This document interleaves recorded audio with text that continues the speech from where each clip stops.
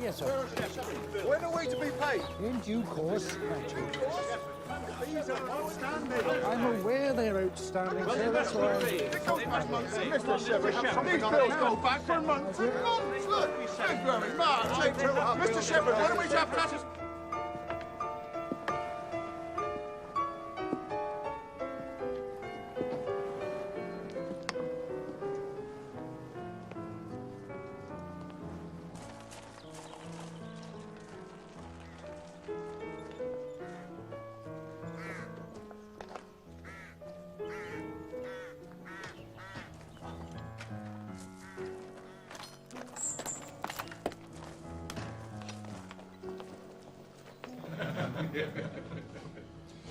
Gentlemen, the war is over.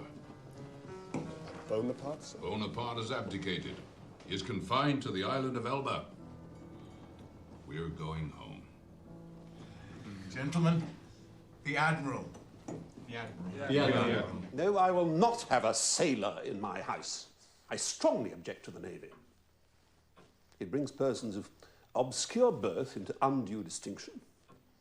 And it cuts up a man's youth and vigour most horribly.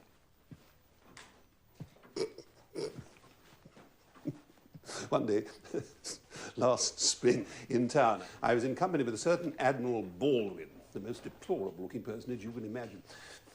His face the colour of mahogany, rough and rugged, all lines and wrinkles, 9 grey hairs along the side, nothing but a dab of powder on top.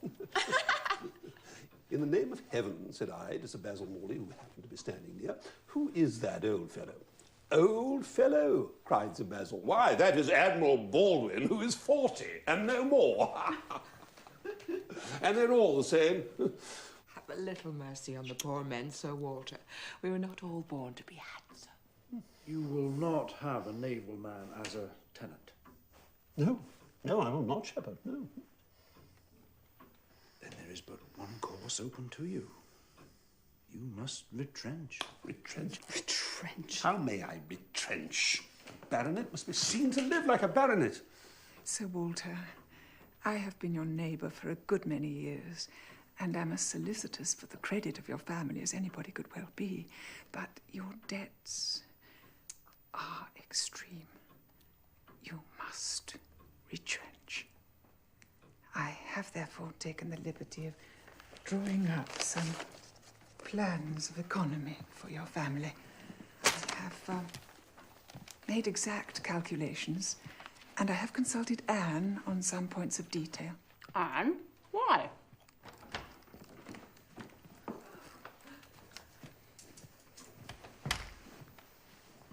What? Journeys, London, servants, table? I'd as soon quit Kellynch Hall at once than remain on it on such disgraceful terms. Bath is but 50 miles from Kellynch, and, if I may be permitted my opinion, an altogether safer location for a gentleman in your predicament.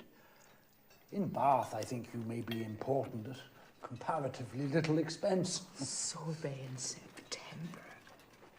How delightful. Enjoy it. There'll be no more ice until the winter. Bath is most congenial. The new assembly rooms are splendid, and there are concerts and recitals every week. I am for Bath. I've always said Bath is incomparable. Who is this Admiral Croft? I met with him at the quarter sessions in Taunton. He's a native of Somersetshire who acquired quite a handsome fortune in the war and wishes to return here. Yes, but who is he? He is a Rear Admiral of the White. He was in the Trafalgar action and has been in the East Indies since. He has been stationed there, I believe, several years. Then I take it his face has both the colour and the texture of this macaroon. The Admiral is a little weather-beaten, to be sure, but not much. He is a married man, but without children.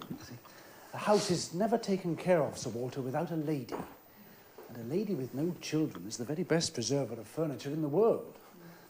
Moreover, I have found that Mrs. Croft is herself not unconnected in this country. Oh? To whom is she connected? She's the sister of a gentleman who lived among us once. What was his name? Lived at Monkton. brother of Mrs. Croft, bless me, what was his name? And you recall? It's Wentworth. Wentworth. Wentworth? That's right, Wentworth. He had the curacy of Monksford some time back. You'll remember him, I'm sure. Oh, Wentworth the curate. You misled me, Shepherd, by the term gentleman. Wentworth the curate's nobody. Quite unconnected, nothing to do with the Strafford family.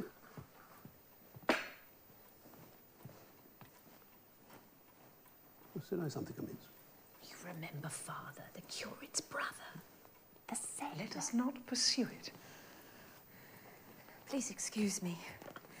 The fire. I became overheated, that's all. I am satisfied. I empower you to proceed with the treaty. You may take possession of Michaelmas, and Shepherd, with your consent, I wish to engage dear Mrs. Clay to reside with us in Bath. She will be a companion for Elizabeth. I can think of no higher privilege for my daughter, sir, than to accompany Miss Elliot in society. What about Anne? Is Anne not companion enough for you? Oh, Anne won't be coming, Lady Russell. I had a letter this morning from Sister Mary, who's indisposed, and requires Anne's company in Uppercross, until her health improves. And since no one will want you in Bath, I'm sure you'd better stay here. Information and entertainment awaits you on these shelves, Admiral. I confess I have not fully mastered it myself. Oh, they're the most comfortable rooms, Sir Walter. And thus we proceed to the dining room, Admiral. The second best silver will be at your disposal, Mrs. Croft.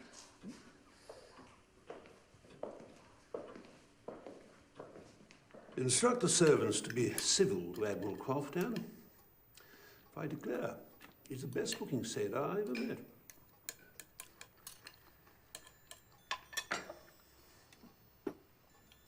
Indeed, if my own man might be allowed the arranging of his hair, I should not be ashamed of being seen with him anywhere.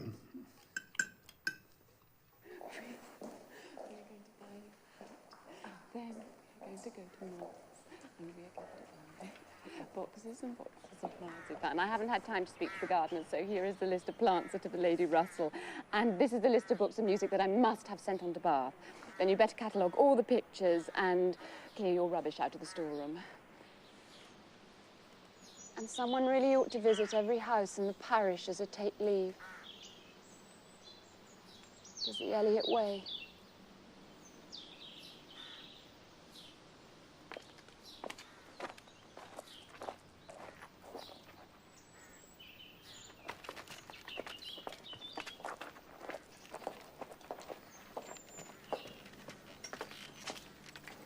If only I'd had a son.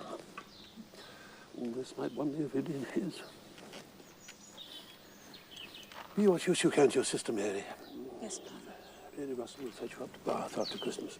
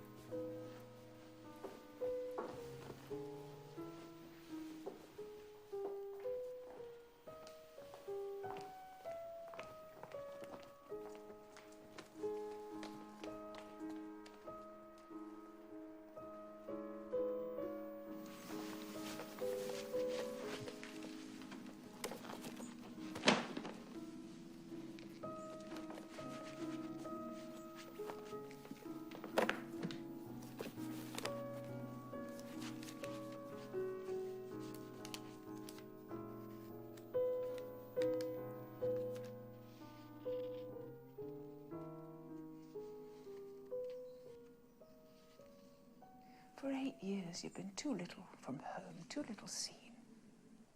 And your spirits have never been high since your disappointment. A larger society will improve them. But I so dislike Bath. Only because you associate it with the passing of your dear mother. While my mother was alive, Lady Russell, there was moderation and economy in our home. And no need of moving out. Do you travel directly to Uppercross? Yes. Yes, I prefer to be gone when Admiral and Mrs. Croft arrive. I hope that they are as little familiar with the business as my own people seem to be. I have no desire to meet the new tenants of Kellynch I feel this breakup of your family exceedingly. Indeed, it angers me. I've done my best to stand in your mother's place and offer the advice I believe she would have given. And now...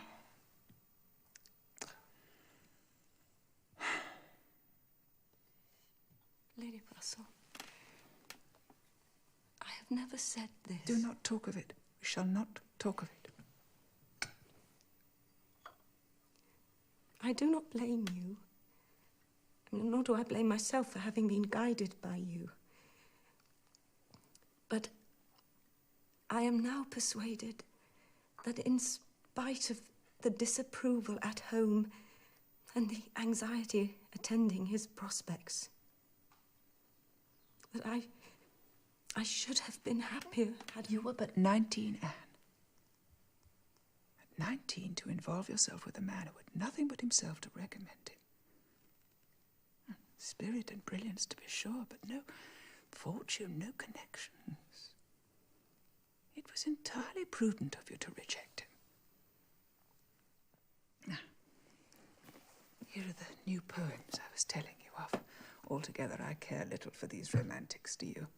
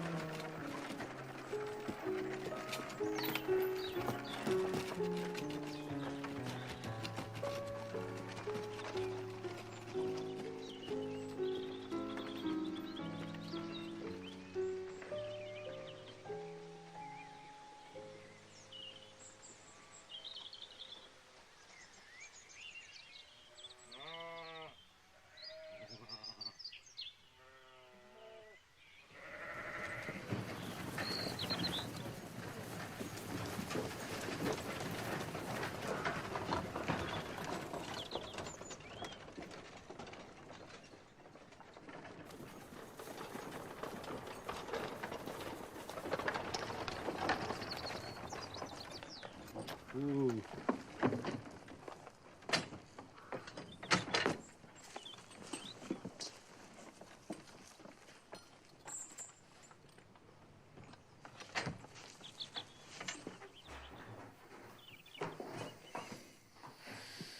So, you've come at last. I began to think I should never see you. I am so ill. I can hardly speak. I haven't seen a creature the whole morning. Suppose I were to be seized in some dreadful way. I'm not able to ring the bell. Lady Russell, I notice, would not come in person. I do not think she's been in this house 3 times this summer.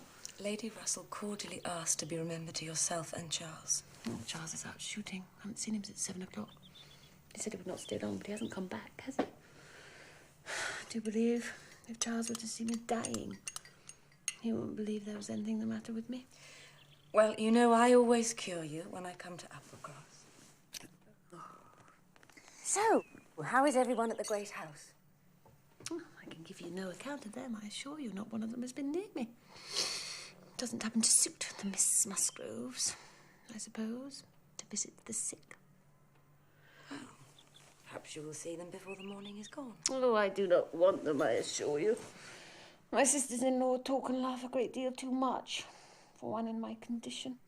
And Henrietta goes on and on about that wretched curate from Winthrop. Oh, Anne. Why could you not have come earlier? Why, it is so unkind. My dear Mary, I really have had so much to do. What can you possibly have had to do? Oh, a great many things, as a matter of fact. Oh. Well. Dear me. You haven't asked me one word about our dinner at the pools yesterday. Well, I thought you must have been obliged to give up the engagement. Oh, no, I was very well yesterday. It's just today. I feel like death. Had you a pleasant party? Nothing remarkable.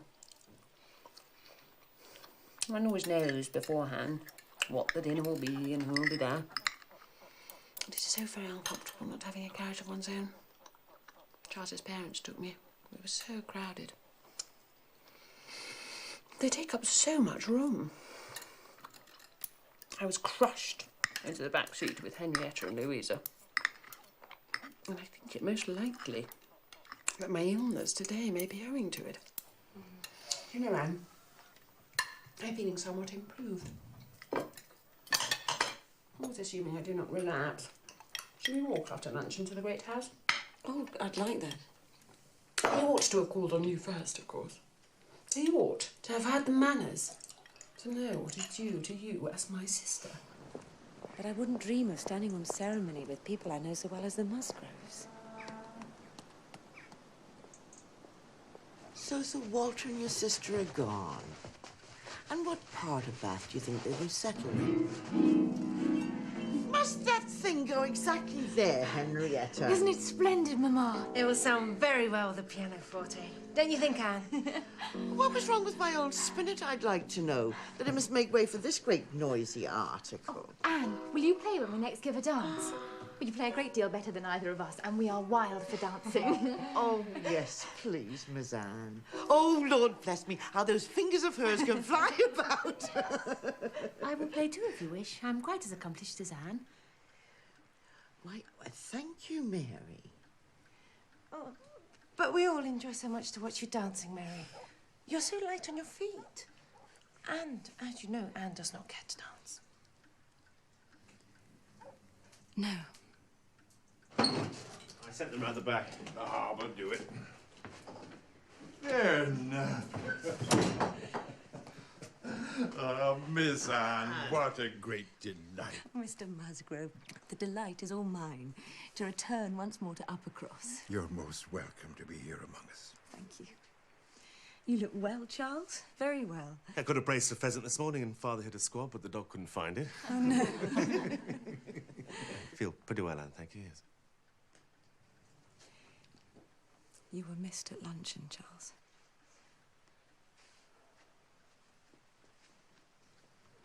Your father is in good health, I trust, Miss Anne? They've gone to Bath, Papa. Do you not remember me saying? Oh, yes, Bath. Oh, I do hope we shall be in Bath this winter. Perhaps we may. But remember, if we do go, we must be in a good situation. Ah, yes, somewhere near the circus, Papa. Well, it's a big place, Bath. Aye, it's a great big place. So I believe. Upon my word, I shall be well off, shan't I? When you were all gone away to be happy at Bath. Anne, come and sit by the fire. My dear, I make it a rule of never interfering in my daughter-in-law's concerns. But I have to tell you, I have no very good opinion of the way Mary curbs her children. Oh, they are fine, healthy boys. But Lord bless me, how troublesome they can be. Mrs. Musgrove is forever advising me on the care of little Charles and Waldo. Yet she gives them so many sweet things to eat, they invariably come home sick. Moreover, how am I supposed to keep them in order when their father spoils them so much? I could manage the boys very well were it not for Mary's interference.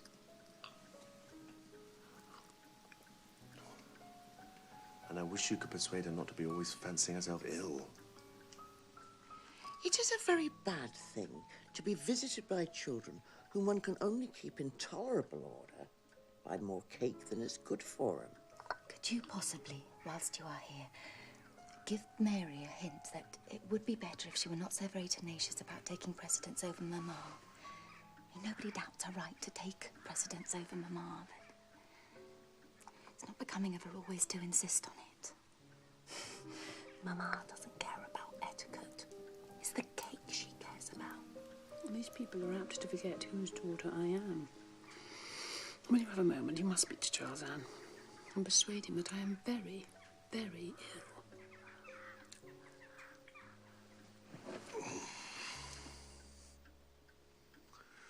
Oh, Anne.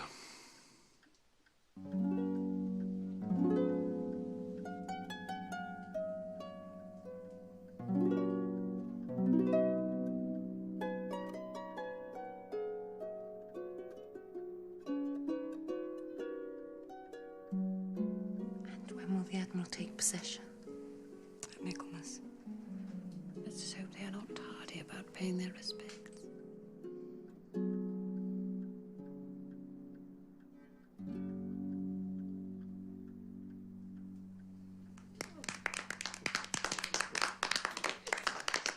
My husband is riding to hounds this morning, Admiral. Or he should have been here. Oh, naturally, I'm disappointed, Mrs. Musgrove. So too will he be. He has been curious to obtain a close view of his father-in-law's tenant.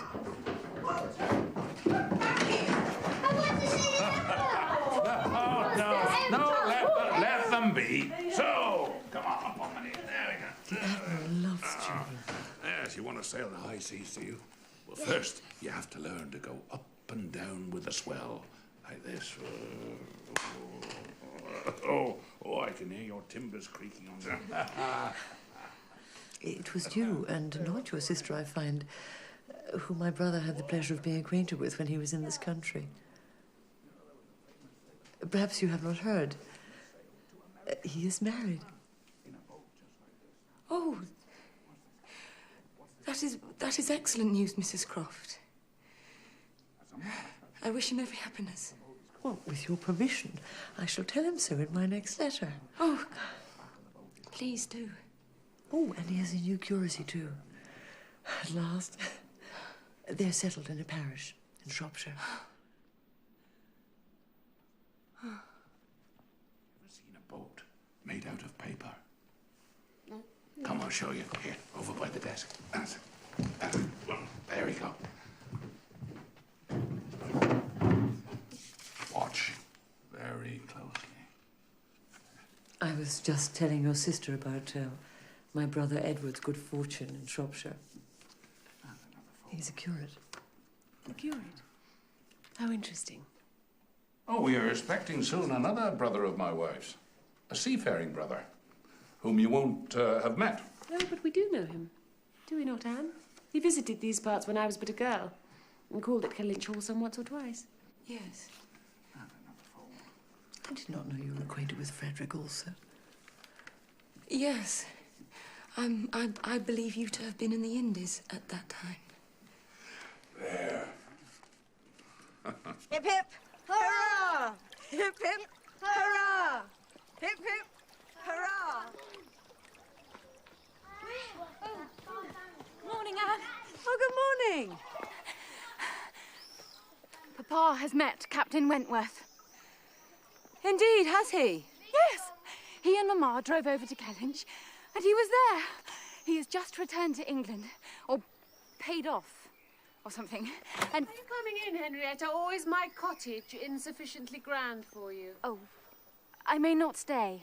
Thank you, Mary. I am here solely to invite you to call at the Great House this evening. That's very kind. To meet Captain Frederick Wentworth.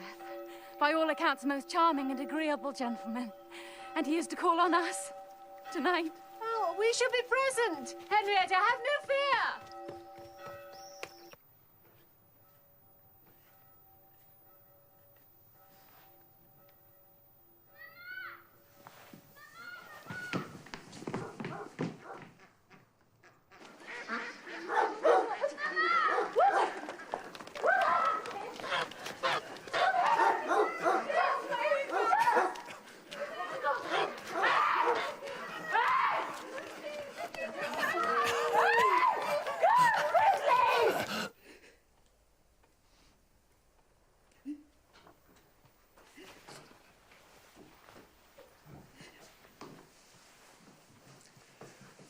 I've reset the collarbone.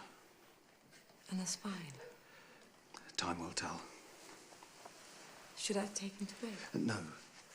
Leave him where he is. What may I give him? Water.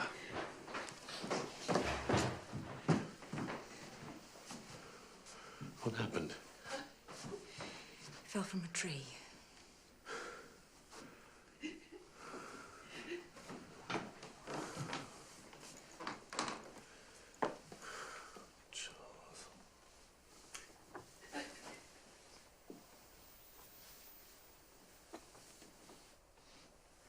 How can you contemplate such a thing? How can you abandon your son and heir for a dinner? The child is doing well. The apothecary is content. What more is there for a father to do? I need my gloves.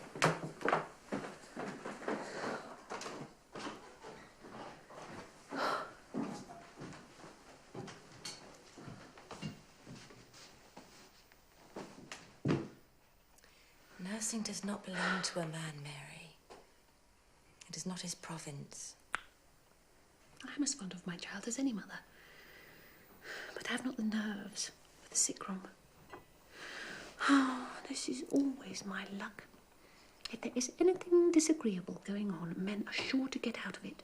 But could you be comfortable spending the whole evening away from little Charles? Well, if his father can, why shouldn't I? Then go along and dine at the Great House. Leave the boy to my care. Dear me. That's a very good thought. You don't mind? I too wish to meet Captain Wentworth. And you, Anne, are by far the properest person to sit with the boy. For you haven't a mother's feelings, have you?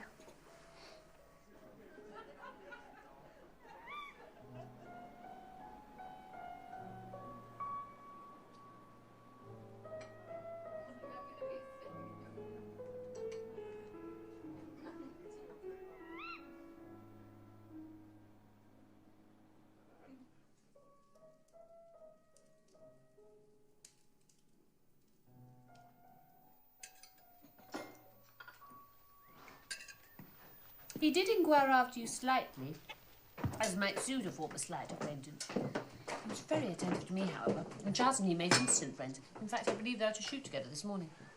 But they will not call here? No, on account of the child. Oh, on account of the child. For the dogs. What? I've come for the dogs. We're just setting off. Captain Wentworth follows with Henrietta and Louisa. Mary may call on you. Why, certainly. Here he comes now. Miss Musgrove's ma'am and Captain Wentworth. Morning, Mary. Morning, Anne. Mrs. Musgrove, It is most pleasant to see you again so soon, Captain. how's your boy? Oh, much better, thank you. He's taken some broth. I believe, Captain, that you are acquainted with my elder sister, Anne. We have met once. Captain Wentworth. I wish young Charles a very speedy recovery, Mrs. Musgrove. Henrietta and Louisa swear he's quite a character, Wentworth. Your husband, I hear, is a very decent shot. I better not let him grab the best position. And I see I have intruded on your breakfast. Forgive me. Good day. Shall we walk with them? Oh, yes. And so shall I.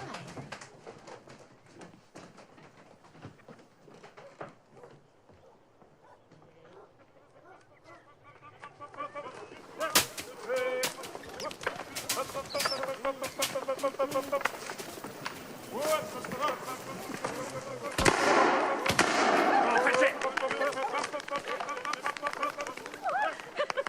often come shooting, Charles. Not that often, Frederick, no. Had you good hunting, Mary? Oh, upon my word, yes. We bagged. Oh, ever so many birds. But that Captain Wentworth is not very gallant towards you, Anne. When Henrietta asked him what he thought of you, he said you were so altered, you would not have known you again.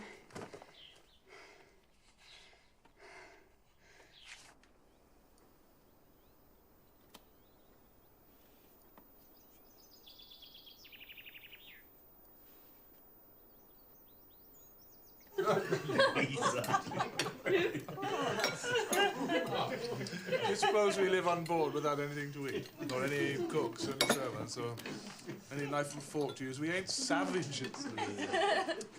Now, let me tell you about the Asp, my first command. We sailed away on the Asp in the year 1806. We have a navy list. We shall look her up. They made me send for it, Captain. You're from Plymouth. Well, you won't find it in the new list, I'm afraid. She's been broken up for scrap. Yes, I was the last man to command her 8 years ago, and she was hardly fit for service then. Nearly sank on several occasions, the Asp. Then I should have only been a gallant Captain Wentworth in a small paragraph at the bottom corner of a newspaper, and you'd never have heard of me. Yet still you took her out? Oh, my word. Well, the Admiralty likes to entertain itself now and then by sending a few hundred men to sea on a ship hardly fit to be employed. Well said. Lucky fella to get her. Lucky fella to get anything so soon. I felt my luck, I assure you. Well, I was well satisfied with the position. I was extremely keen at the time, in the year 6, to be at sea. I was extremely keen. Badly wanted to be doing something. Well, naturally you did. What should a young fellow like you do ashore for half a year together? When a man has no wife, he wants to be afloat again. Yes, well, I had no wife in the Essex. And then, Captain Wentworth, what came next? The Laconia.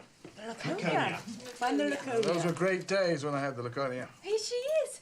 HMS Laconia, 74-gun frigate, second class.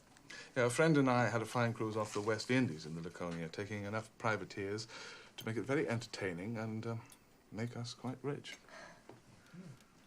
Do you remember Captain Harwell, Admiral? Oh, yeah. Excellent fellow. I wonder what's become of him. Did not you bring Mrs. Harville and her children round from Portsmouth to Plymouth that spring? Yes, what of it? I'd bring anything of Harville's from the world's end if he asked me to. And this from the man famous in the Navy for declaring he will never have a woman on his ship. What, never? Except for a ball, of course. It's from no lack of gallantry towards women, Mrs. Musgrove. Rather the reverse. You see, it's impossible to make the accommodation on board ship suitable for a party of ladies. Why, Frederick, I have lived on 5. Yes, but Sophie, you were living with your husband, and you were the only woman on But board. that is not to the purpose. I hate to hear you talking about all women as though they were fine ladies instead of rational creatures. We none of us want to be in calm waters all our lives. When he has a wife, Sophie, he will sing a different tune. When he is married, if we have the good luck to live to another war, we shall see him very grateful to anybody who will bring him his wife. Oh, no, I haven't done. When once married people begin to attack me with, oh, you shall think very differently when you are married. I can only say, no, I shall. And then they say again, oh, yes, you shall. And there's an end of it. Mrs. Musgrove.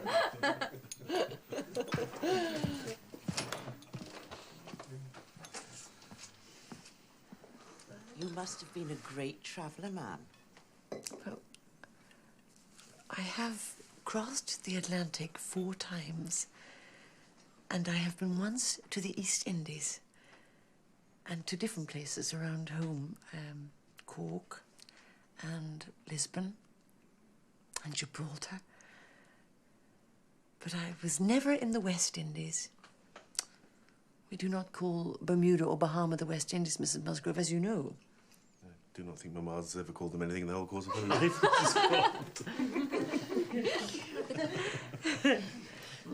But did you never suffer any sickness, Mrs. Grove? No. The only time that I ever imagined myself unwell or had any ideas of danger was the winter that I passed on my own at Deal, when the Admiral, Captain Croft then, was away on the North Seas. That I did not like. But as long as we could be together, nothing ever ailed me. Not a thing.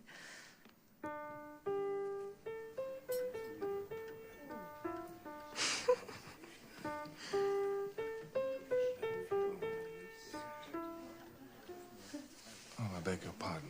This is your seat. Not at all.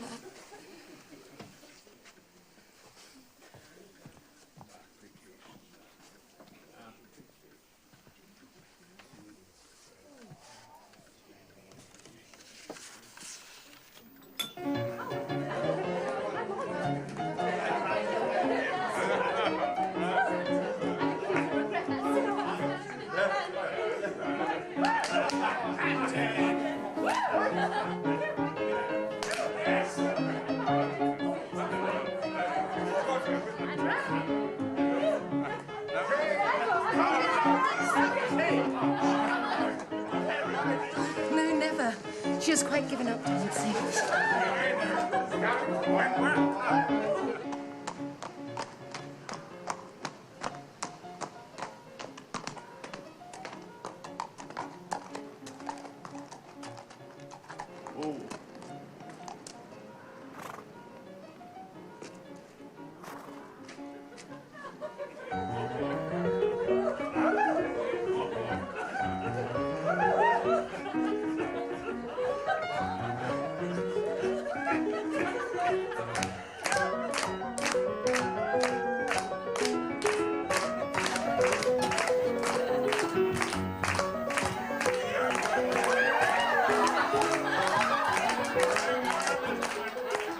Henrietta is Henry. Henry? Captain Wentworth, this is our cousin from Winthrop, Henry Hayter. Sir.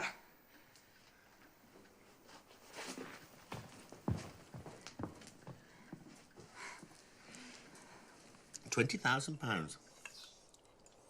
He told me he's made £20,000 in the war. It'd be a capital match for either of my sisters. Which do you think the most probable Anne to marry the captain? Mary gives it for Henrietta and for Louisa. I do not think Henrietta has the right to throw herself away on Henry Hayter. She must think of her family. It's very inconvenient of any young woman to give bad connections to those who've not been used to them. Henry's a good-natured, he's a good sort of fellow. And he stands to inherit very pretty property at Winthrop. Henrietta might do far worse. If she has him,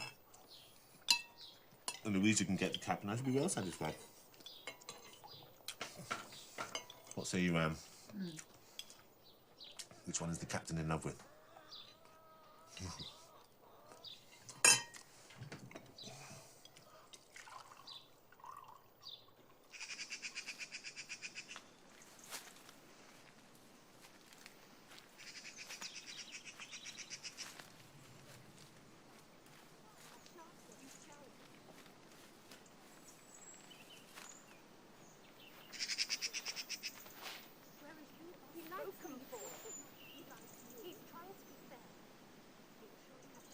But why should I shift my ground? There's Mama and Papa to think about. Henry Hayter is a man they both admire. Arrangements have been made. Do come to your senses. Good morning. Good morning. Won't you come in and sit with us a little? Thank you.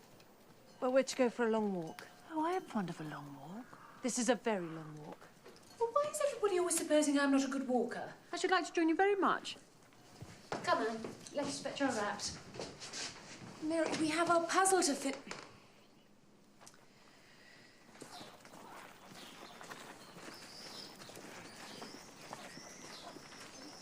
Good morning. Good morning. Louisa, Henrietta, Mary. We're going on a long walk. Oh, you're tired, Charles. No. And neither am I. Shall we join them? Ah, of course. Mary? Oh, that would be a pleasure.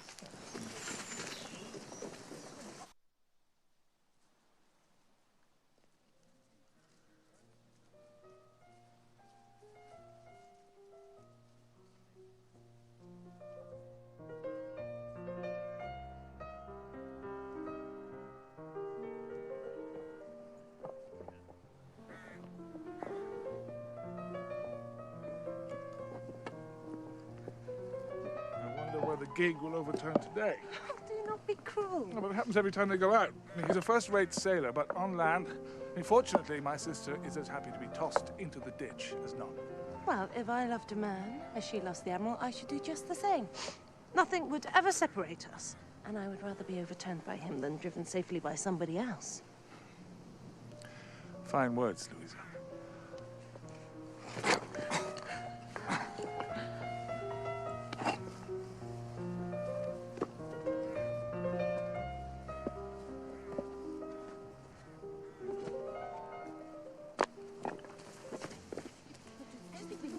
Getting out of it. Trying to get out of it.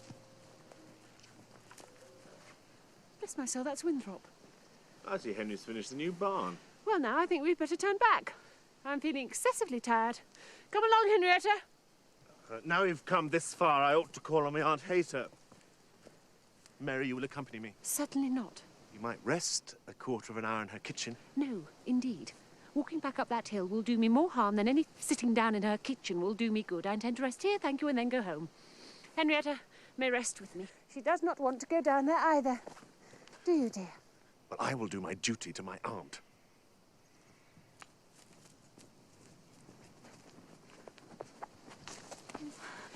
Louisa!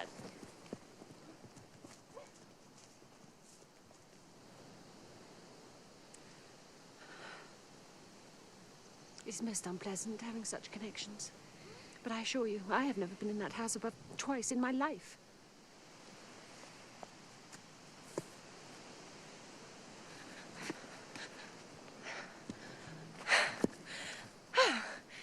Shall we try and glean some nuts in the hedgerow? Indeed, yes.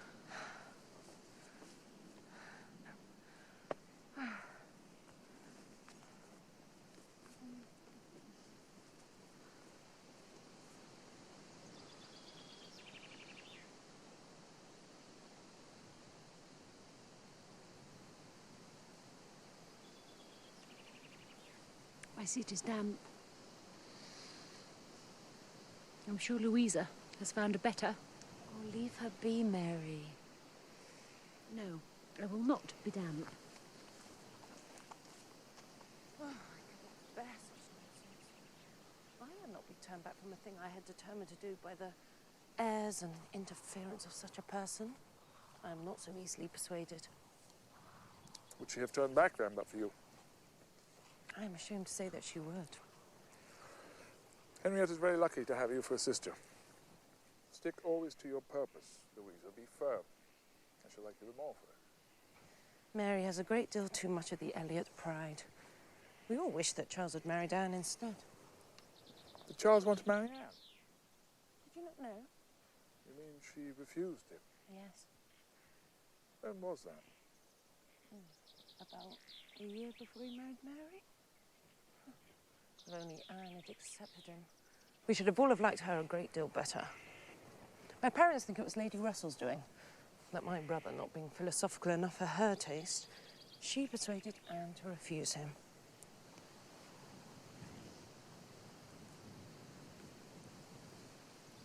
I had better sit your side, Anne, if you have had your rest.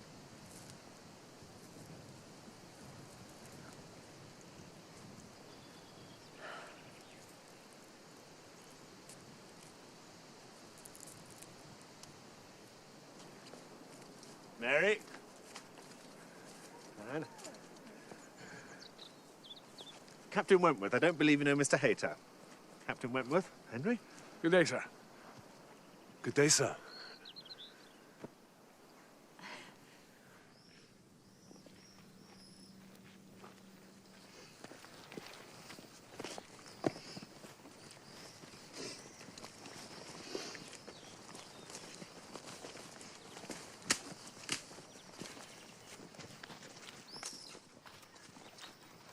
Admiral!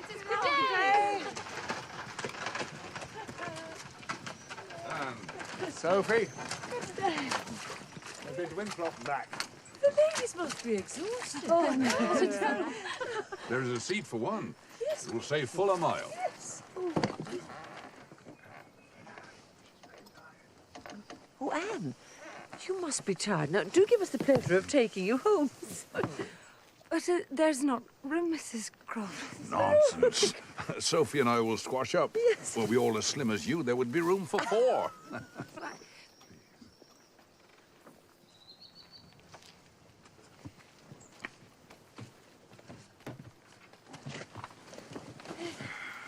Right. Walk on. It's nice and warm.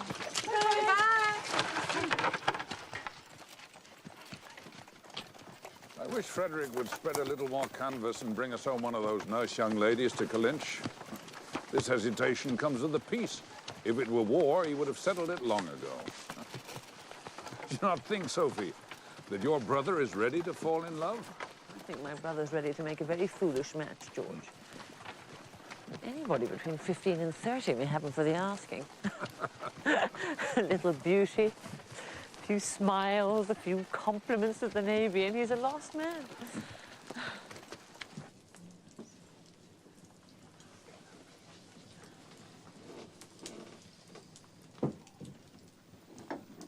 Is it a love letter, Frederick? No, it's for my old friend Harville, who's settled in Lyme. How far away is that? Was it 16, 17 miles? I'll ride there tomorrow. Well, you're fond of this Harville, I think. Indeed I am. We've had some great sport in the far corners of the world. Unfortunately, he's not in good health. A leg wound got in the war. But if you could meet him, Charles, I'm sure you'd love him as I do. Well, why don't we make a visit? All together. I've long had a wish to see Lyme. Oh, yes, Charles, please. Oh, let us go, please. Please. May we take Anne, too? Of course. Let it be Anne's treat. Soon she must leave us for Bath. We're to go to Lyme, Mary. I do not like the sea.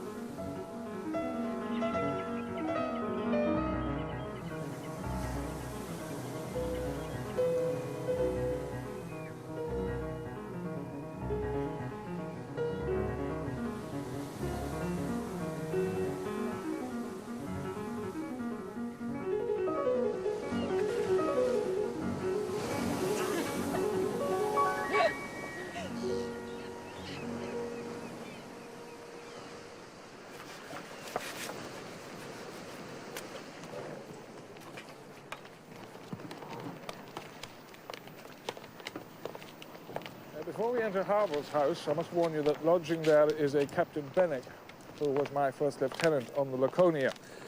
He was devoted to Harville's sister and was set to marry her on our return. But Phoebe died while we were still at sea. I believe this is it.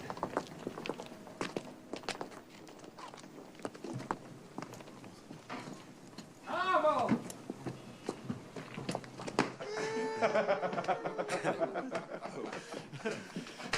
Oh, damn my eyes, it does me good to see you. Any friends of yours are welcome in my house. Charles, may I introduce... forgive me, ladies.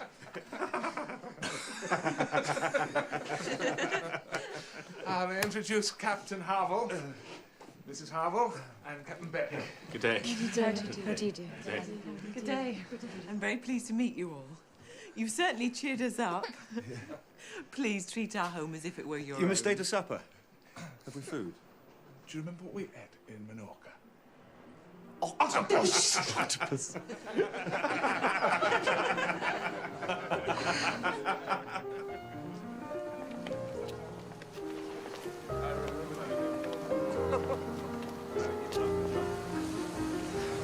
Do you admire the Navy? These sailors have more worth than any other set of men in England.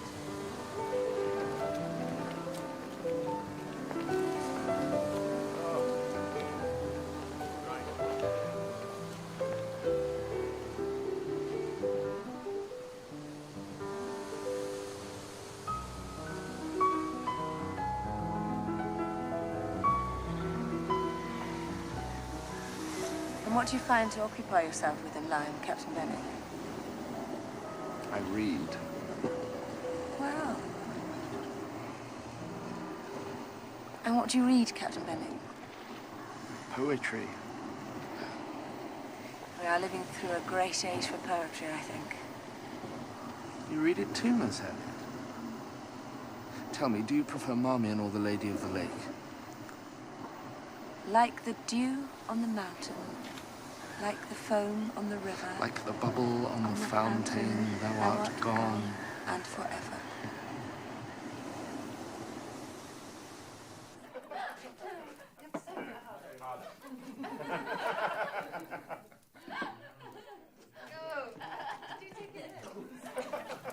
Fare thee well, thus disunited, torn from every nearer tie, seared in heart and lone and blighted.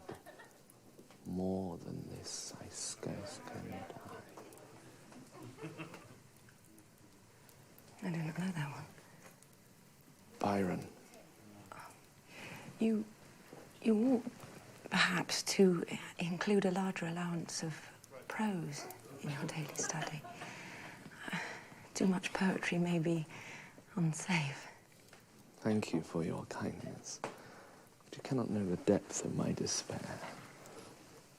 Phoebe would have married me before I went to sea, but I told her we should wait for money.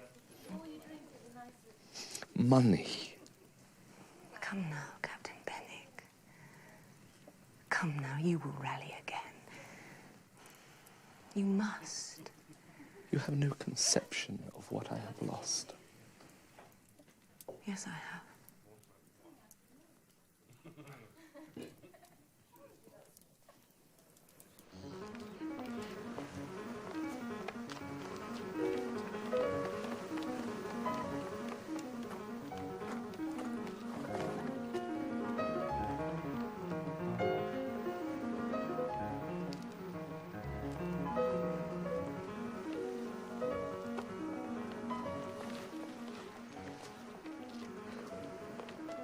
Morning, Anne. Morning. Morning, Harriet. Good morning. We were just on our way back for breakfast. Oh, we shall join you.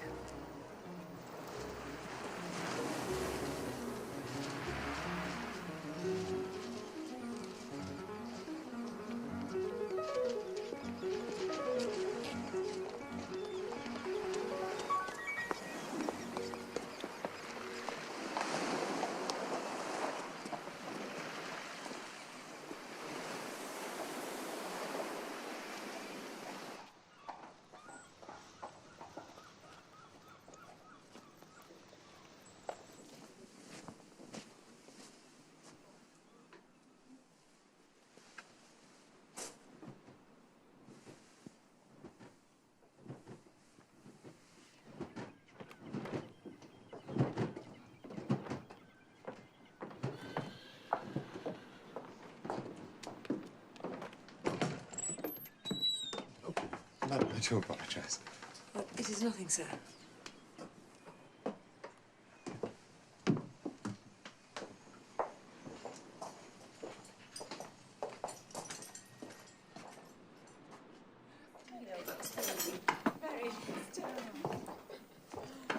Got clippers for breakfast. Fetch me a piece of dry toast and some jam. Margaret toast. Whose carriage is that, landlord? Looks pretty fine. A gentleman of means, sir. He come in last night from Sidmouth on his way to Bath, and Mr. Elliot. Mr. Elliot? Mr. Elliot?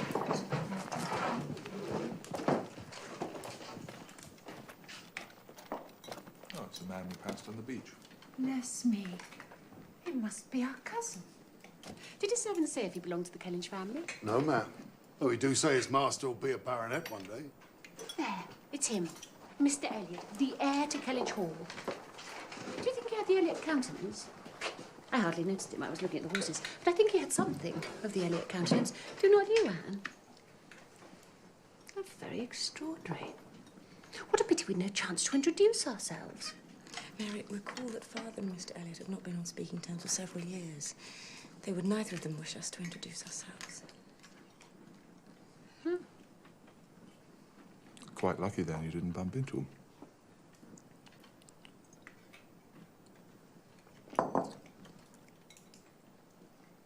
Where's my toast?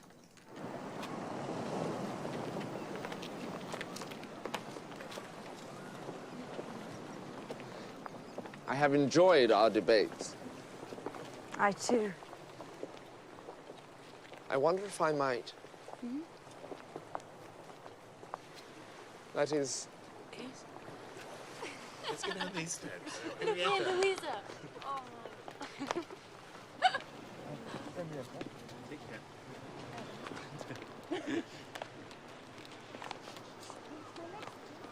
oh, I don't like it.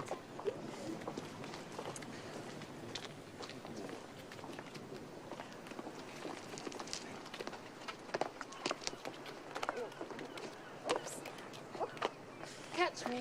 Louisa, be careful. There. Louisa, stop Too high, Louisa. Louisa, it's too high. Let me Louisa, that is too high. I am determined, Captain. Louisa, do not be so foolish! Louisa!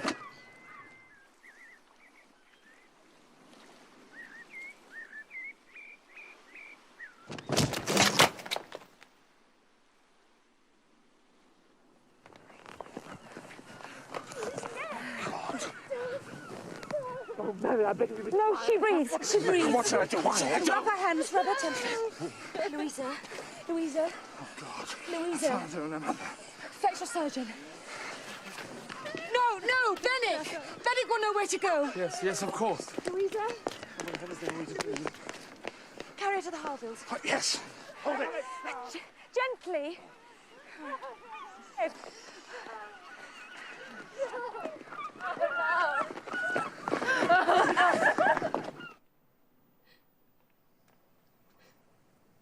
A message should be sent to Applecross directly. And Henrietta should be taken home to her mother.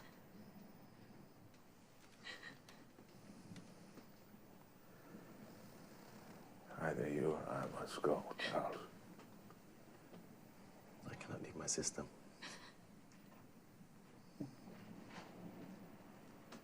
Lay her in my bed.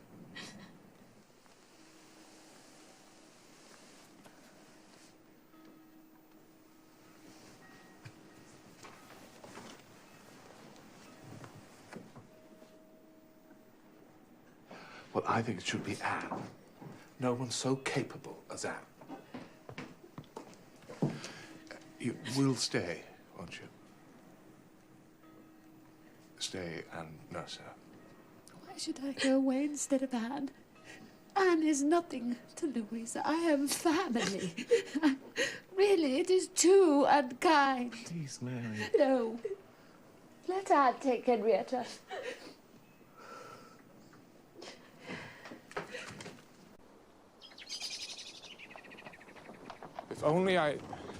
If only... Yes.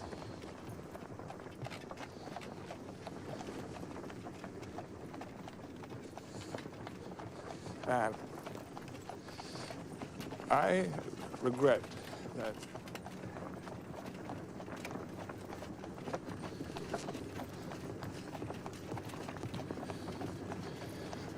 damned foolish. Damned foolish. Get up!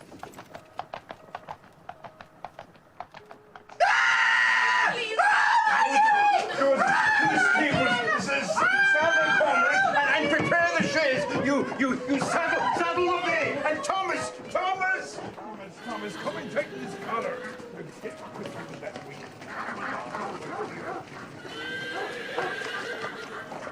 Up, Barnaby!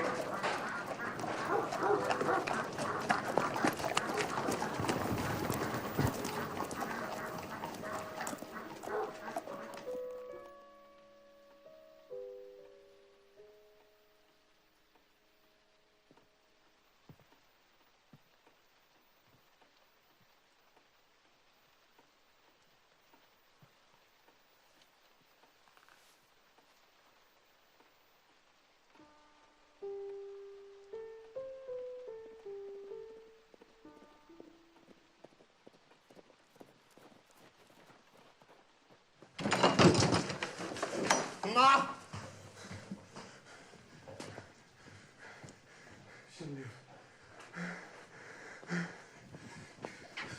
Ma!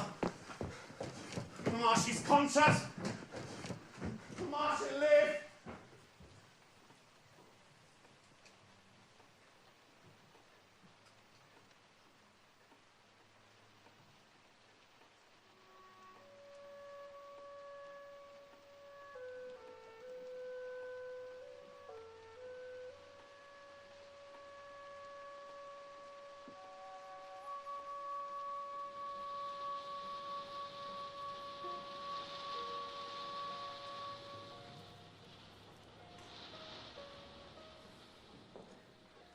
It always rains in Bath.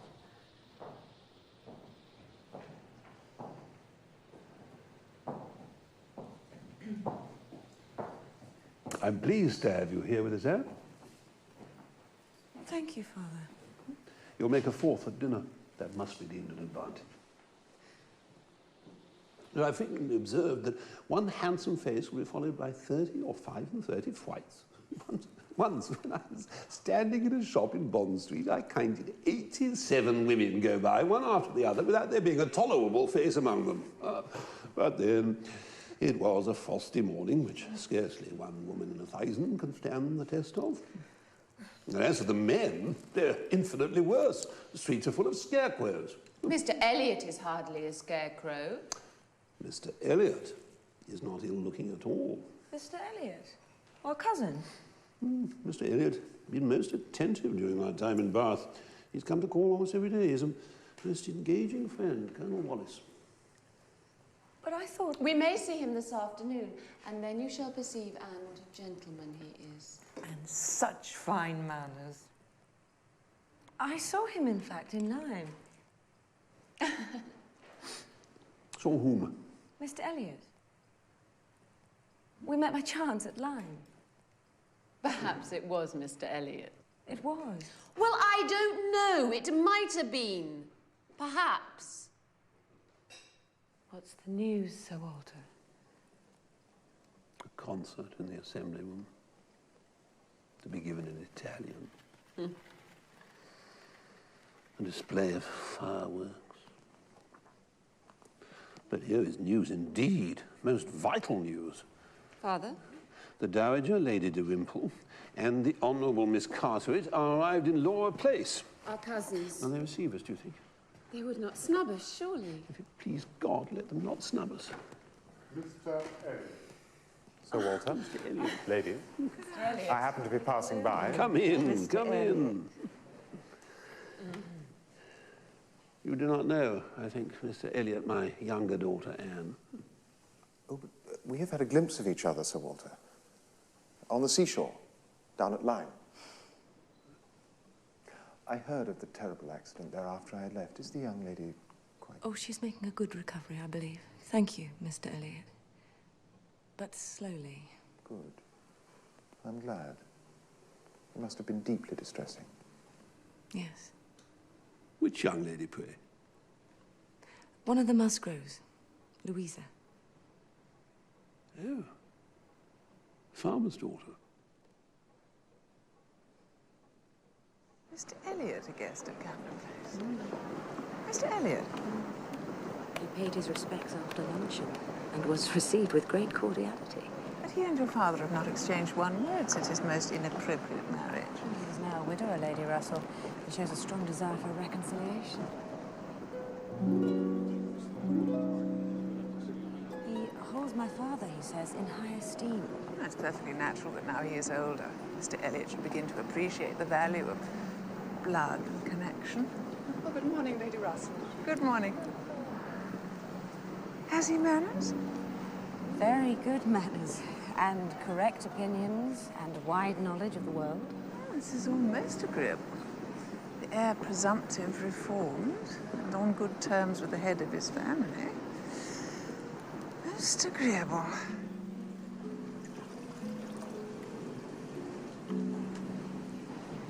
I suspect Mr. Elliot also wishes to be on good terms with my sister, Elizabeth. Elizabeth? Elizabeth is many hours at her dressing table when Mr. Elliot is expected,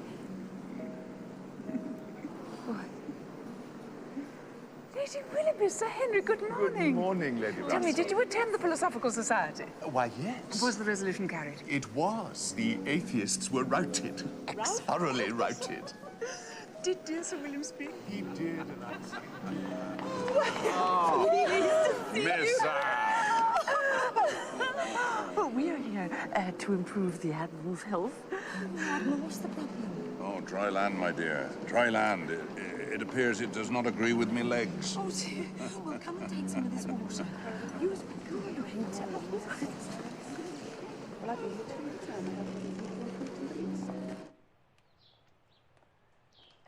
that she is settled here, I cannot suppose myself wanted.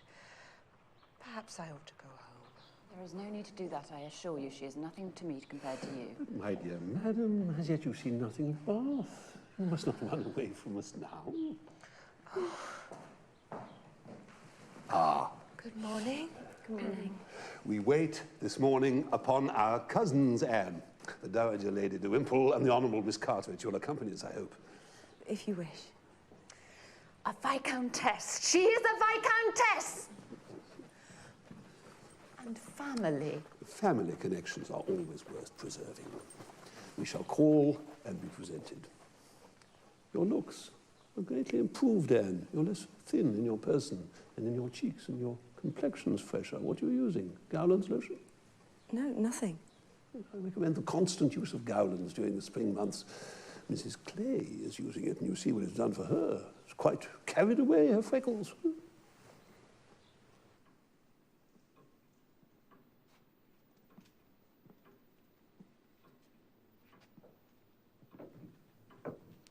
Sir Walter Elliot, late of Kellynch Hall.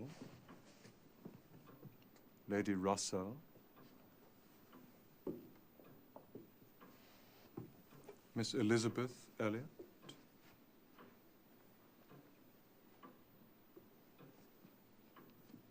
Miss Anne Elliot. And Mrs. Clay. And Mrs. Clay.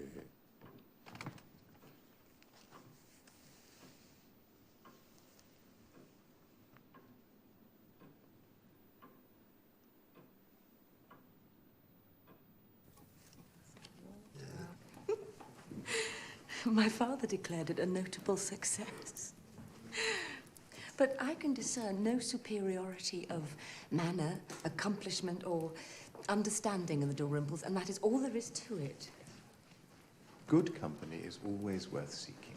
They may be nothing in themselves, but they will collect good company around them. My idea of good company, Mr. Elliot, is the fellowship of clever, well-informed people who have a great deal of conversation and a liberality of ideas.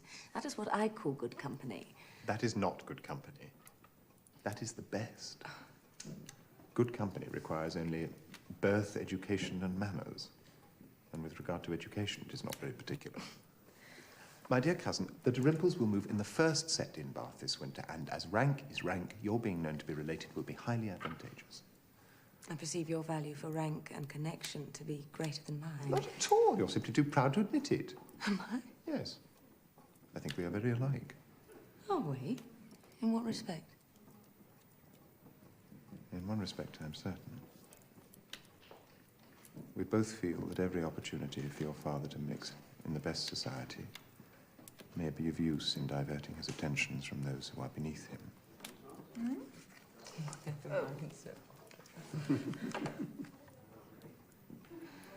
You presume to know me very well, Mr. Elliot. In my heart, I know you intimately. Westgate Buildings? And who is this invalid you visit in Westgate Buildings? Mrs. Smith. Mrs. Smith. A widow. A widow, Mrs. Smith. And what is her attraction? That she's old and sickly. Upon my word, Miss Anne Elliot, you have the most extraordinary taste. Everything that revolts other people is inviting to you. She is a former schoolfellow of mine, father, and I'm engaged to spend this afternoon with her. Lady de Wimple's invitation is most pressing. Could you not put off this old person till tomorrow? It is the only afternoon for some time which would at once suit her and myself. So you would snub Lady de Wimple for Mrs. Smith lodging in Westgate Buildings? You would prefer an everyday Mrs. Smith Your own family connections among the nobility of England and Ireland. Mrs. Smith, such a name. Once and for all, will you or will you not accompany us to a tea party at our cousins the De Wimples? No, sir, I will not. I have a prior engagement with Mrs. Smith, who is not the only widow in Bath with little to live on and no surname of dignity.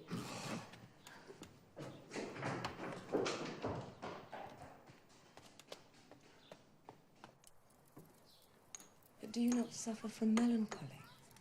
How could I be melancholy when you are come to visit? Can you walk at all? No, but I will not allow sickness to ruin my spirits. Did your husband leave you any money? Very little. His affairs had utterly collapsed. And it is all spent on Nurse Rook, who, besides carrying me into the hot bath, brings me my one source of consolation. Delicious gossip from the world outside. So you are a spy, Nurse Rook. I keep my ears open, that's all. What have you heard of my friend here? Well, I know her cousin, Mr. Elliot, thinks terribly highly of her. How on earth do you know that? I attend on Colonel Wallace's wife, who's indisposed with the baby. And she says that Colonel Wallace says that Mr. Elliot says that Enough! You see, Anne, there are no secrets in Bath.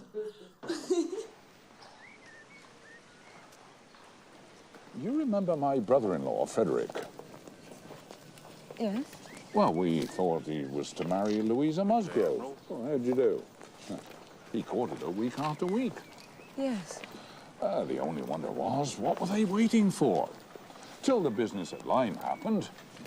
When, of course, it was clear that they must wait till her brain was set to right. Now, the matter has taken the strangest turn of all. Frederick has removed to Shropshire. Good morning. How'd you do? And the young lady, instead of being to marry him, is to marry James Benwick. Well, you know James Benwick. I'm a little acquainted with Captain Benwick, yes. Oh, she is to marry him. I confess I'm amazed. Oh, certainly, it's unforeseen, but it's true. We have it in a letter from Frederick himself. But their minds are so dissimilar. Yes, but they were thrown together several weeks, and Louisa, just recovering from illness, would have been in an interesting state. No doubt Louisa will learn to be an enthusiast for Scott and Byron. Aye, that's learned already. Of course. Of course, they fell in love over poetry. So, Frederick is unshackled and free. And, is he bitter? Not at all. Not at all. The letter is sanguine. There's barely an oath in it from beginning to end. You would not think, from his way of writing, that he'd ever thought about this young, what's her name? Louisa. Yeah, Louisa for himself at all. So, poor Frederick will have to begin all over again with somebody else.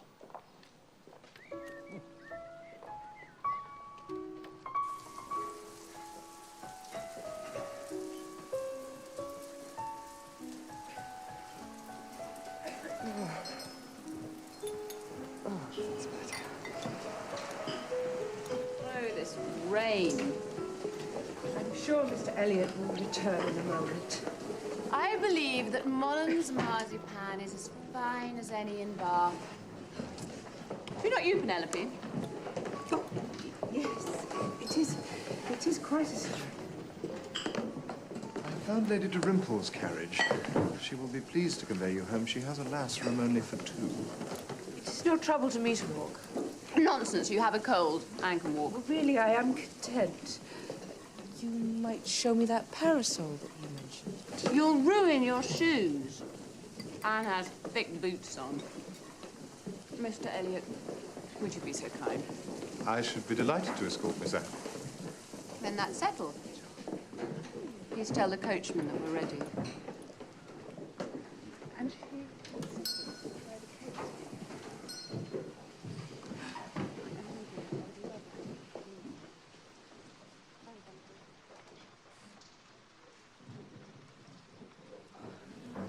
Miss Anne, are you unwell? I would just... I'll just get some water. Excuse me. Excuse me, please. Good morning, Captain Wentworth. Miss Elliot. So, you are come to Bath? Well, yes, I am. And how do you like it? Bath? Well, I've yet to see it. Oh, of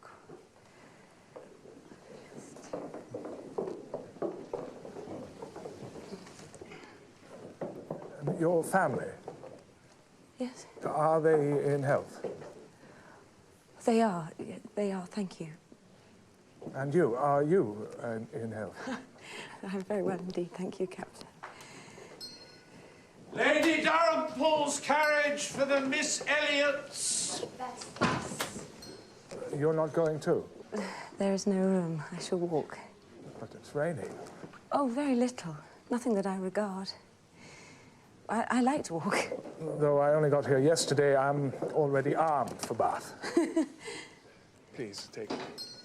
Oh, thank you. I'm so sorry to have kept you waiting. Shall we set off? The rain has eased. Good morning, Captain.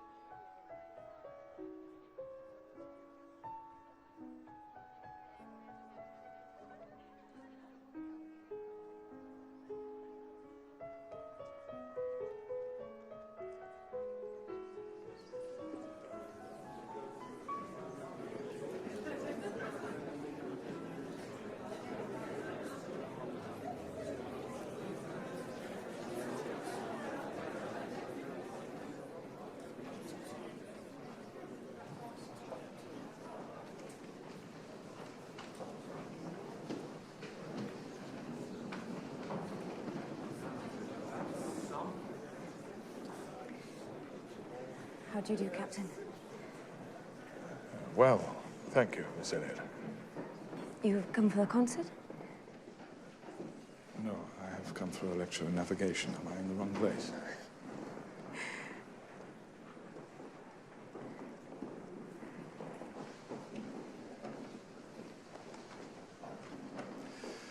I've hardly seen you since that wretched day at Lyme.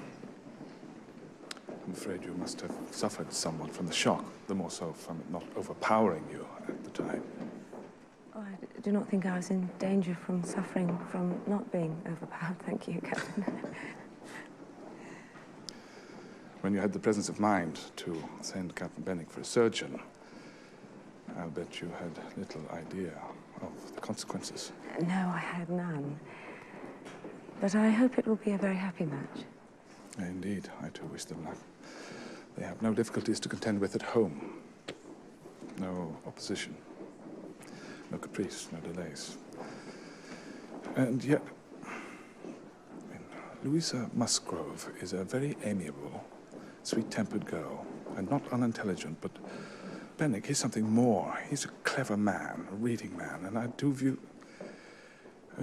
suddenly attaching himself to her like that. A man in his situation, with a broken heart.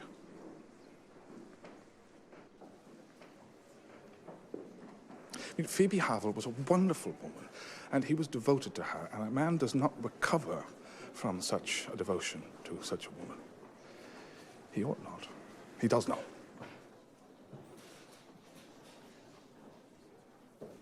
Did you stay long at Lyme? A fortnight, till we were assured of Louisa's recovery.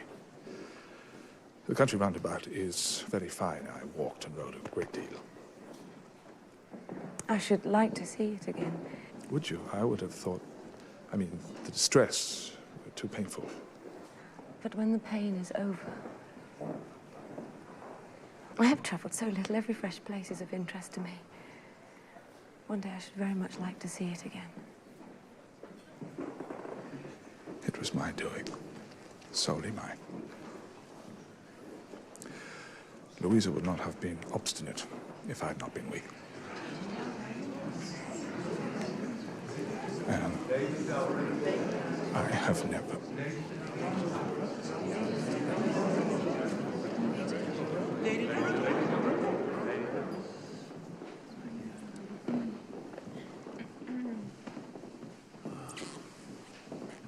Lady de Wimple. May I have the pleasure?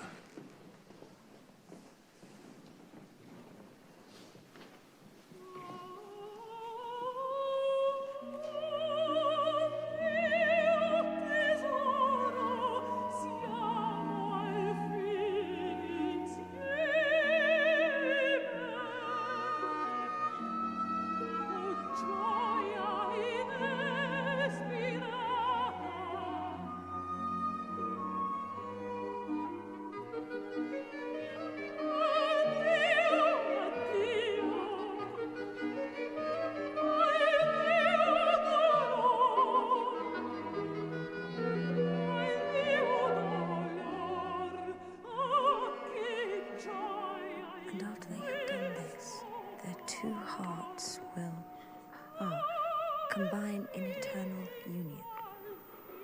That is the literal meaning of the word. To give the sense would not, I think, be proper. And besides, I am a poor Italian scholar. Yes, I see you are. I see you have only enough of the language to translate it at sight into clear, comprehensible English. You need not say anything more of your ignorance. Here is complete proof. Well, I should hate to be examined by a real proficient, Mr. Elliot. You are too modest. The world is not aware of half of your accomplishments. This is too much flattery. I do not think I could ever flatter you enough. A well-looking man, yes, very well-looking man. Very fine young man indeed. More air than one often sees in Bond. Irish, I dare say. Captain Wentworth of the Navy. A bowing acquaintance. His sister is married to a tenant of mine in Somersetshire. Do you take my meaning, Anne? Or must I translate for you? Please excuse me a moment. Oh, Captain, are you leaving already? Yes. But the music is good, is it not? I neither know nor care. But will you not What? Oh, this is too sudden. Is it? But what is the matter with you? Nothing at all. Miss Elliot, you must come back to explain the Italian again. Miss Carteret is anxious to know what she is to hear. Good night. But the next song is very beautiful. It's a very beautiful love song. Is that not worth your staying for? No, there's nothing worth my staying for.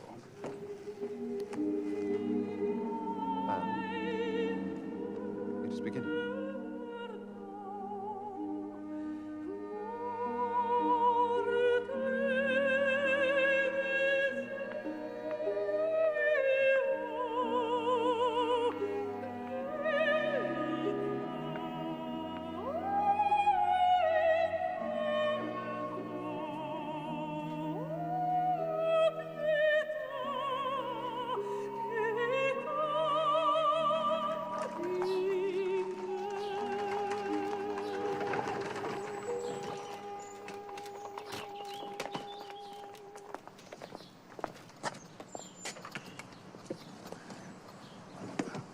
Good morning, sir. Thank you. Good morning. Good morning, ma'am. Oh, I say, Charles, isn't it delightful? But Mary, dear, where are you staying? We were at the White Hart with Mrs. Musgrove and Henrietta and Captain Harville. You remember a man from Lyme? Of course. Come and see upstairs. Oh, yes. And what brings Mrs. Musgrove to Bath? She's come to buy wedding clothes for Henrietta and Louisa. It is so exciting, it makes me feel giddy. A double wedding. What do you think for Louisa's hair, Anne? This one or this one? Oh, Louisa has become so severe, Mamma. I wonder she will want a ribbon in her hair at all. Give her a book of verse to hold instead. Look who I found, Mamma. Come Captain Wentworth. Good day. Morning, Captain Wentworth. Good morning, Anne. Morning, Charles. And I've done something, Mamma, that you like. I've been to the theatre and I've secured a box for tomorrow night. Charles. And you will accompany us, I do hope. Oh, I am obliged to you, Mrs. Musgrove, but I cannot. There is an evening party at Camden Place, to which I understand you shall all be invited. Shh, it's an evening party. Well, if it depended only on me, Charles, I assure you I should prefer the theatre. But I have an obligation to my family. Then we shall go another time, when you are free to join us. Thank you. Captain Harville, come and sit with me. I am desperately in need of a fresh opinion.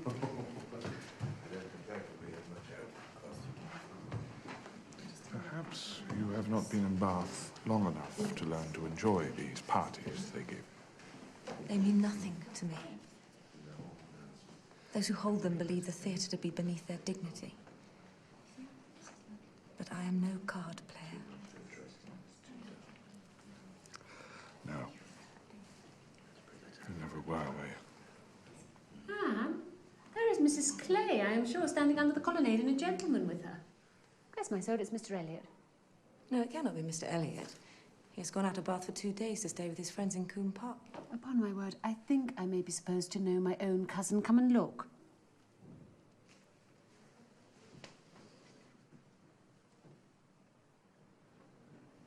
Is it not Mr. Elliot?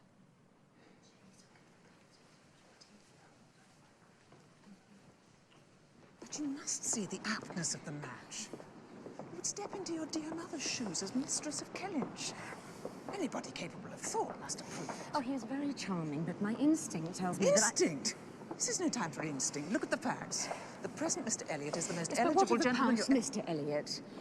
Why has his character altered so completely? Why do I feel I know him so little? You do not know him? Oh, he is charming, he is clever, but I have never seen any burst of feeling, any warmth of fury or delight. You will come to know him. That is not what I want. Miss Elliot, there is a gentleman of the Navy wishes to meet privately with you concerning Kellynch Hall in Somerset, he says. It must be the Admiral. Please excuse me.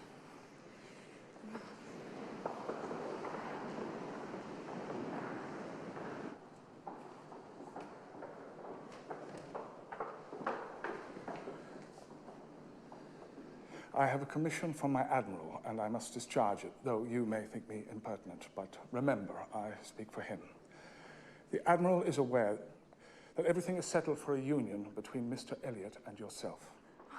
It has occurred to the Admiral that when you are married, it might be your wish to return to Kellynch Hall.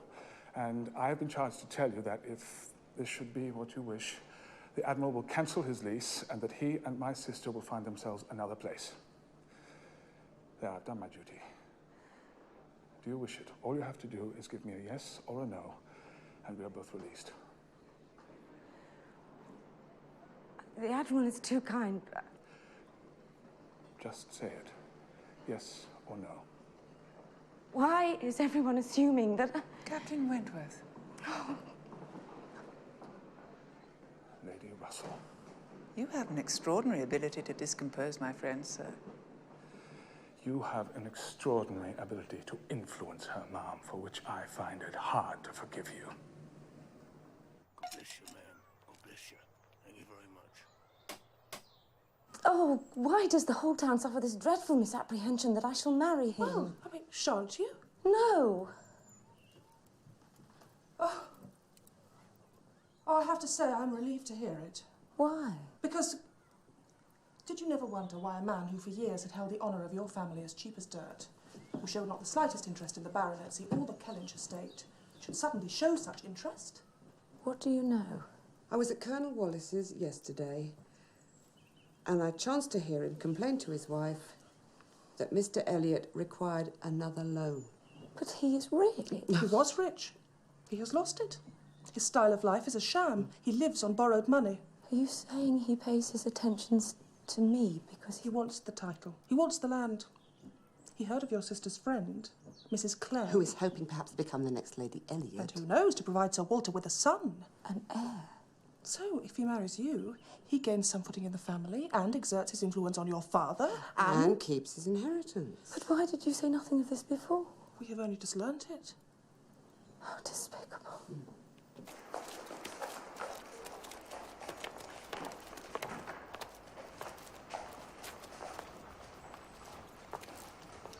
Wallace Musgrove and my brother Hayter, they met again. Good morning, Mrs. Musgrove. Good morning, Mrs. Crowe. Oh, they are all gone shopping, Anne. But Henrietta has given me strict instructions to keep you here till they return. Oh. Please come and sit with us. Oh, thank you. So, ma'am, all things considered, as Henry Hayter was wild about it, and my daughter pretty near as bad, we thought, let them marry at once and make the best of it.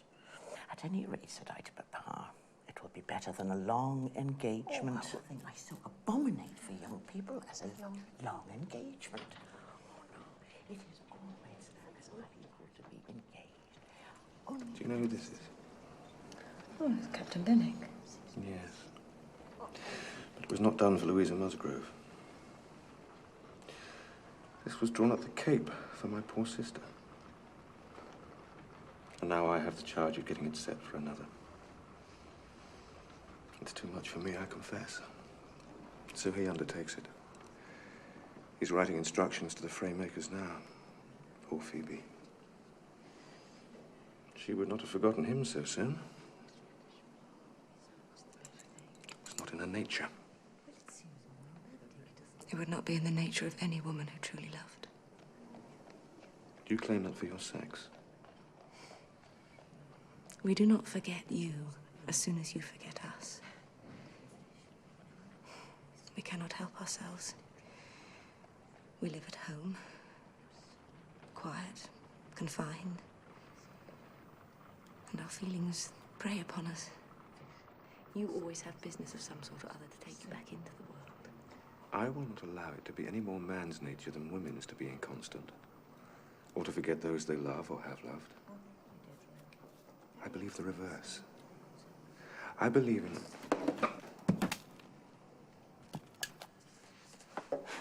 Have you finished your letter? Not quite. A few lines yet. Let me just observe that all histories are against you. All stories, prose and verse. I don't think I ever opened a book in my life which did not have something to say on women's fickleness. But they were all written by men. I suppose so. If I could only make you understand what a man suffers when he takes a last look at his wife and children and watches the boat that he has sent them off in, as long as it's in sight, and then turns away and says, God knows whether we'll ever meet again. If I could only show you the glow of his soul when he does see them once more, when, coming back after a 12-month perhaps, and obliged to put into another port, he calculates how soon he can get them there, pretending to deceive himself and saying they cannot be here till such a day, but all the while hoping for them 12 hours sooner. And seeing them arrive at last, as if heaven had given them wings. Oh, I believe you capable of everything great and good. So long as, if I may, so long as the woman you love lives, and lives for you. All the privilege I claim for my own sex, and it is not a very enviable one, you need not covet it, is that of loving longest, when all hope is gone. Here, Frederick, you and I must part company, I believe. One moment, Sophie. But we shall all have the pleasure of meeting again this evening at your party. Harville. Thank you so much. If you're ready, I'm at your service. Good morning, Miss Elliot. And God bless. Good morning, Anne. Good morning. Good morning.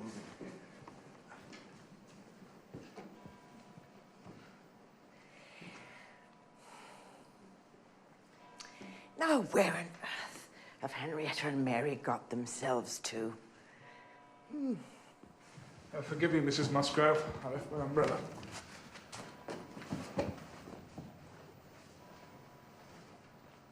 Ma'am. Captain Wentworth.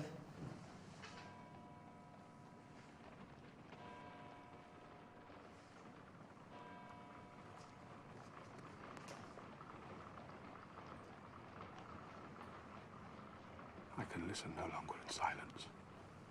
I must speak to you by such means as are within my reach. You pierce my soul. I am half agony, half hope. Tell me not that I am too late, that such precious feelings are gone forever. I offer myself to you again with a heart even more your own than when you almost broke it 8 years and a half ago. Dare not say that man forgets sooner than woman, that his love has an earlier death. I have loved none but you. Unjust I may have been, weak and resentful I have been, but never inconstant. You alone have brought me to Bath. For you alone I think and plan. Have you not seen this? Can you fail to have understood my wishes? I had not waited at least 10 days when I have read your feelings. I must go, uncertain of my fate. I shall return or follow your party as soon as possible. A word, a look will be enough to decide whether I enter your father's house this evening or never.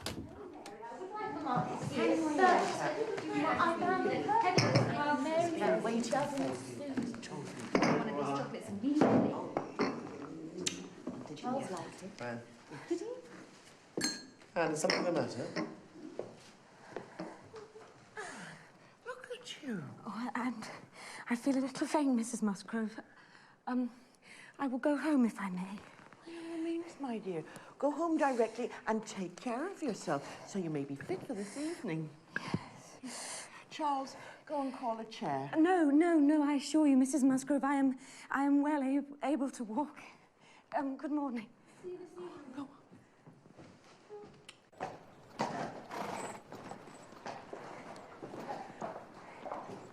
Charles, I want you to assure Captain Wentworth and Captain Harville that we hope to see them both tonight. It was understood. I'm sure it was understood. I don't think it was understood. They must come, do you hear? You will see them again this morning. Do promise me you will mention it. You may mention it yourself. Frederick, which way are you going? I hardly know. Are you going near Camden Place? Because if you are, I shall have no scruple in asking you to take Anne's arm to her father's door. She's rather done for this morning, and I just seem eager to be at the gunsmith. He promised me the sight of a capital gun he's just about to send off. A goodie like that double barrel of mine, which she once shot with. I shall have time to take it, Charles. Thank you.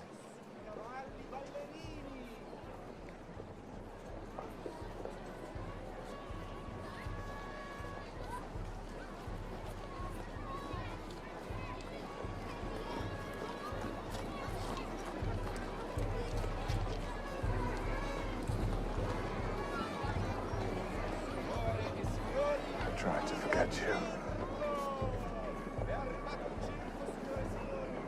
I thought I had.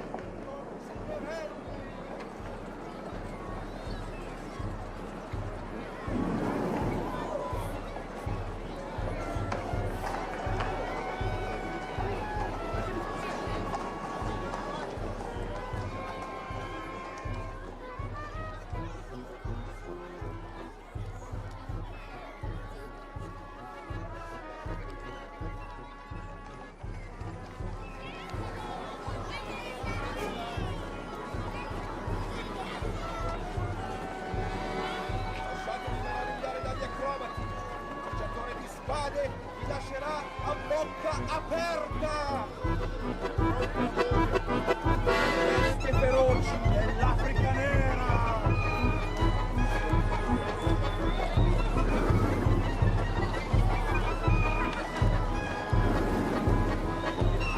Vieni dal circo!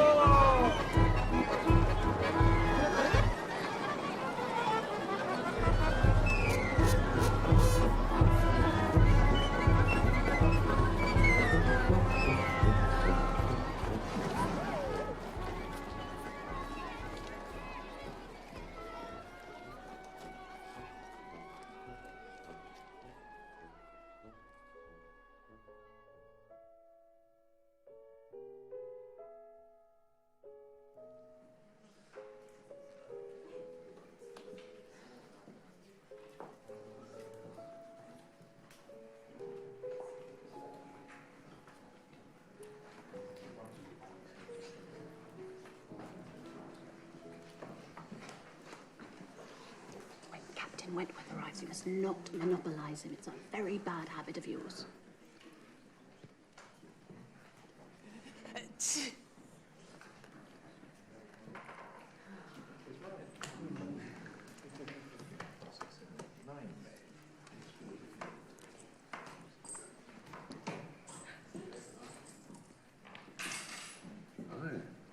Bonaparte has got off Albin, raised an army in France. It seems there's to be another war. So you will be leaving us again, Admiral Court?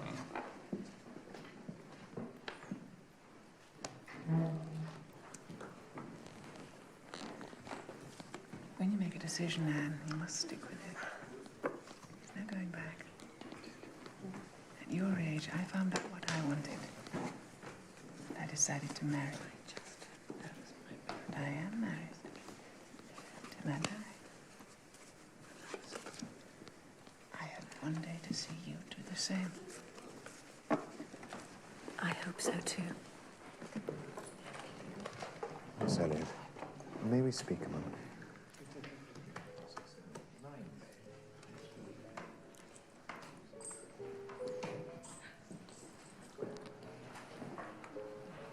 Have you thought any further about my offer?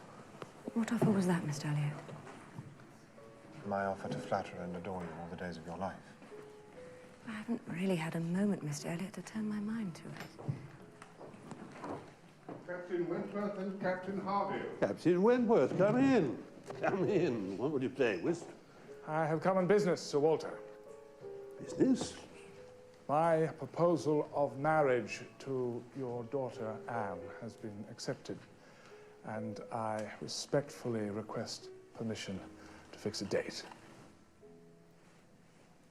Anne? You want to marry Anne? Whatever for?